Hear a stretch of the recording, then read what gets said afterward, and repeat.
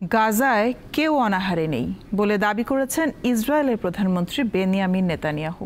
তবে নেতানিয়াহুর দাবির সঙ্গে একমত নন তার ঘনিষ্ঠ মিত্র যুক্তরাষ্ট্রের প্রেসিডেন্ট ডোনাল্ড ট্রাম্প।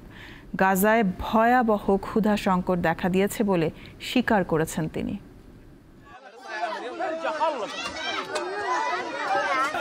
স্মরণকালের সবচেয়ে ভয়াবহ মানবিক সংকটে বিপর্যস্ত গাজা উপত্যকা। বর্বর আগ্রাসনের পাশাপাশি দীর্ঘদিন ধরে অবরোধ আরোপ করে রেখেছে দখলদার ইসরায়েল। ফলে তীব্র খাদ্য সংকটে প্রতিদিনই অপুষ্টিজনিত কারণে মারা যাচ্ছে শিশুসহ অসংখ্য মানুষ।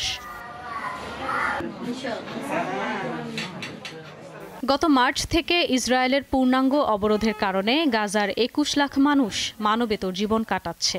তাদের কান্না আর হাহাকারে ভরে আছে পুরো উপত্যকা। কিন্তু গাজার এমন ভয়াবহ পরিস্থিতি অস্বীকার করেছেন ইসরায়েলের প্রধানমন্ত্রী বেনিয়ামিন নেতানিয়াহু। গাজায় অনাহারে রাখার কোনো রীতি আমাদের নেই এবং গাজায় কেউ না খেয়েও নেই। যুদ্ধ চলার পুরো সময় আমরা সেখানে মানবিক সহায়তা প্রবেশ করতে দিয়েছি। ইসরায়েলের দাবি, হামাসের কারণে গাজায় ফিলিস্তিনিদের কাছে ত্রাণ পৌঁছাচ্ছে না। তাদের অভিযোগ, হামাস সদস্যরা ত্রাণ লুট করে নিজেদের কাছে নিয়ে নিচ্ছে।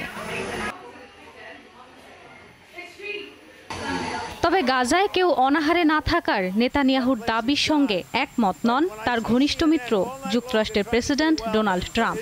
উপত্যকাটিতে অবর্ণনীয় ক্ষুধা সংকট দেখা দিয়েছে বলে স্বীকার করেছেন ট্রাম্প। গাজায় সত্যিকারের ক্ষুধা সংকট শুরু হয়েছে। আপনি একে কোনোভাবেই ভুয়া বলে উড়িয়ে দিতে পারবেন না।